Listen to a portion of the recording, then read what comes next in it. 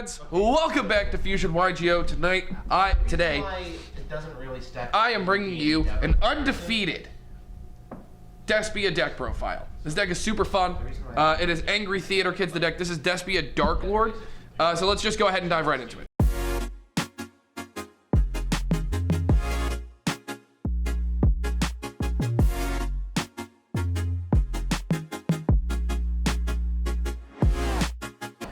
Starting up, we've got 3 copies of Alubear, the Jester of Despia. Alubear, when it's normal or special summon, you get to add a branded spell or trap from your deck to your hand. If a face-up fusion monster you control is destroyed by battle or leaves the field because of an opponent's card effect, while this card is in the graveyard, you can target one effect monster your opponent controls, special summon it, and if you do negate that target's effects until the end of the turn. And you can only use this effect once per turn. Next up, 3 copies of Despia Tragedy. Yeah, like I can understand your viewpoint. Tragedy, if this card is sent to the graveyard or banished by a card effect, you can add one Despia monster from your deck to your hand, except itself, and then you can banish this card from the graveyard and then target a branded spell or trap that's in the graveyard and set it to the field. You can only use one of those effects. So Alubear and Tragedy are both hard once per turns. To one or the other, you have to choose. So this card is really good to help you grind out games, and Alubear is really good for getting your game started. This card's really good early game, like with the discarding effect, and it pairs well with everything else. Like kickstarted his 2 copies of Dramaturge. Dramaturge, if it's used as fusion material, you can special summon it. And then if a fusion, synchro, Xyz, or link monster is special summoned, except during the damage step, you get to target an effect monster on your opponent's field and negate its effects until the end of the turn. That is a quick effect. It is beautiful. Because it triggers off of a special summon happening. Get my booty. And then if it's sent to the graveyard or banished as fusion material, it gets the special summon itself. Ad libitum. So this card is it's really good during grinding games because it lets you special summon a Despia that's banished or in the graveyard. And it can come up, but it doesn't often. It can boost everything on the field by 100 points per level. That doesn't come up a whole lot. The main purpose of it is to help you get back into games. Continuing the Despia package, we have the spell cards. We got 3 Despia Theater of the Branded. Okay, this card's a crazy card. You're not allowed to like so first up, characters anymore? It lets you fusion summon. It is polymerization. Second, if a face-up non-fusion fairy monster you control leaves the field by an opponent's card effect or is destroyed by battle, you get to target a level 8 or higher fusion monster in your graveyard and special summon it. That's really good. That's pretty much everything. 3 copies of Branded Opening. So as a part of the card effect, you discard a card and then take a Despia monster from your deck and either add it to your hand or special summon it in defense position. Also for the rest of the turn, after this card effect resolves, you cannot special summon monsters from the extra deck except fusion monsters. And then if a fusion monster you control would be destroyed by battle or card effect, you can banish Branded Opening instead. That's a once per turn. Really good. And then 2 copies of Branded in Red. Branded in Red lets you target a Despia monster or a Fallen of Albaz in your graveyard and add it to your hand.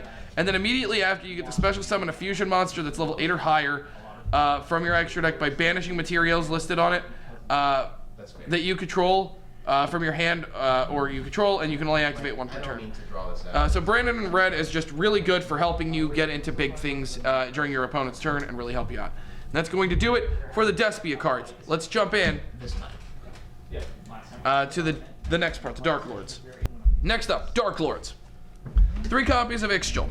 Ixchel lets you discard itself and another Darklord card to draw 2 cards. It is in here strictly for the draw power, but it's also a pretty big body and it can let you do other things. So I'm not running a lot of Darklord monsters. I'm running 10, but they're all dark, they're all fairies, and they're all big. So it's really nice.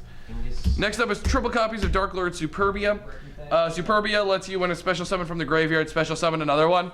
So if you use this and this, if you use Ixchel and Superbia, and then you end up with one of the Monster Reborn that summons this back, you get to summon Ixchel back as well, and it gets you free advantage. It's just really strong.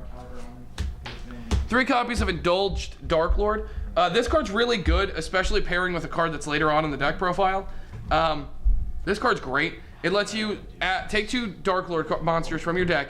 You get to summon 1 to your opponent's field and then add 1 to your hand.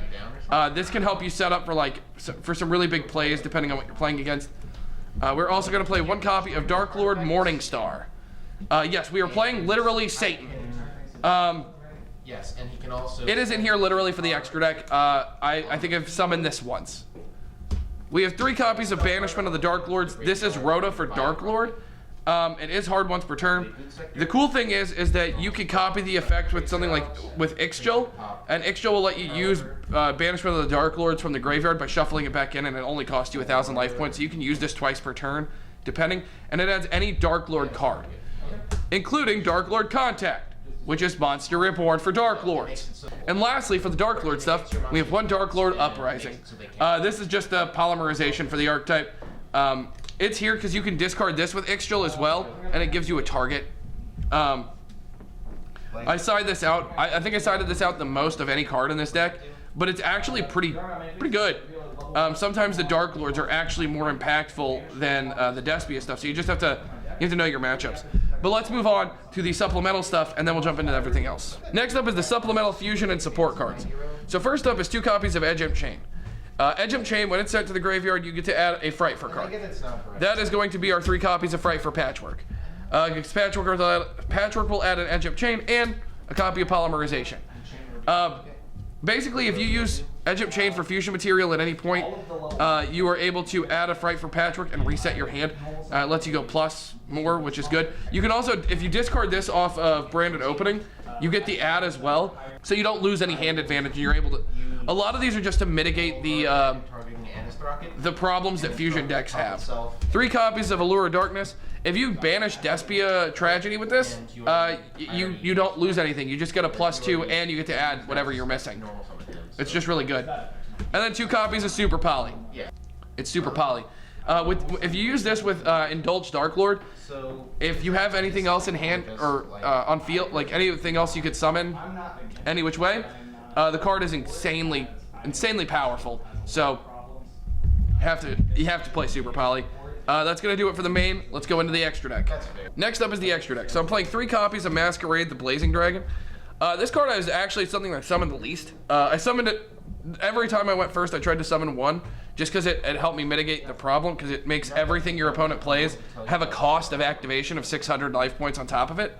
So it just helps you equalize the game a little bit, because you are kind of a slower deck. And then if it's in the graveyard, as a quick effect, you could special summon it if your opponent controls a monster special summon from the extra deck, so it just gives you a rebody. The life point drain is only done if it's fusion summoned. 2 copies of Despian How much attack does he have? Quiritus. Quiritus is, as a quick effect, you can drop the attack to 0 of all monsters on the field that are not level 8 or higher fusion monsters. So I may as well just... And then when it's destroyed or sent to the graveyard by an opponent's card effect, you are able to special summon Fallen of Albaz or a Despia from your deck. So that's going to come in clutch when you see some of the rest of the extra deck. You'll understand the rest of the side deck too. 1 copy of Despian Proskenion. So Proskenion is really good to like end a game. So if you have this on field and like let's say 2 darks in hand and a poly that you've been sitting on, what you can do is drain all their attack, summon Proskenion. Proskenion will attack, and when he attacks, he is able to deal damage equal to the original attack of the monster he destroys. So if you use it correctly and you go Quirites and then you make Proskenion, you can guarantee them dealing 3,200 plus whatever their damage is, and then you can steal an extra deck, a card from a monster from their graveyard, and summon it to your side of the field, and then attack directly and end games with it. So Despian Proskenion is just insanely powerful. That's true. Next up, we're playing 2 copies of the first Darklord. If this card's fusion summoned using Darklord Morningstar, which happens a lot more than you think, you're able to nuke your opponent's field. It stops your opponent from being able to target your fairy monsters, which is literally everything in your deck. So things like Infinite and Permanence just don't work. It's also a 4,000 beat stick, and during either player's turn as a quick effect, you can pay 1,000 life points to special summon a fairy. Next up, we're playing 1 copy of Warlord Furious Dragon. With Fallen of Albaz, this becomes a 2-card interruption like for your opponent. It just kind of requires your opponent to play light monsters. So there's ways you can use this card aggressively. Next up is Albion the Branded Dragon. Low 8 out of 10, but This card, when it's fusion summon, you're able to immediately after fusion summon using cards you control or in your graveyard by banishing them to special summon a fusion monster. One copy of Brigand. I never made this. It's there just to deal with level 8s like high level monsters. One copy of Sprind. This is just in case my opponent special summons on my turn, or if they pop Despia Darklords, I'm able to summon Fallen of Albaz and trigger its effects. One copy of Condemned Darklord. This just lets me normal. This actually helps you in normal summoning Darklord Morningstar, which is insane. One copy of Blackluster Soldier, Soldier of Chaos.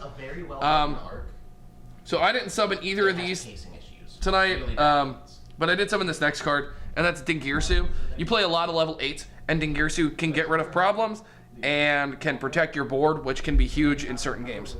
All right, let's check out this side deck. All right, last up, side deck. We got 2 copies of Fallen of Albaz. Look, it's searchable, it's easily recurable, card's insane. For hand traps and going second stuff, we got 3 copies of Nibiru. It's Nibiru.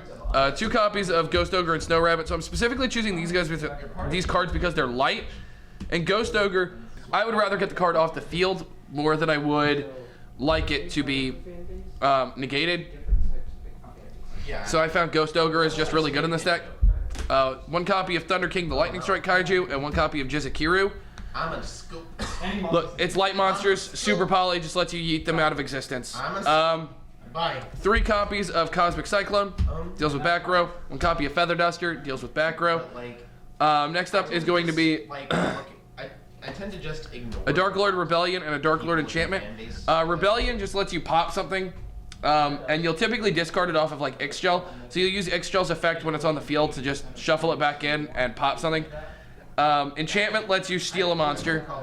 Again, these cards do have costs, but you make the monster effect become their effect.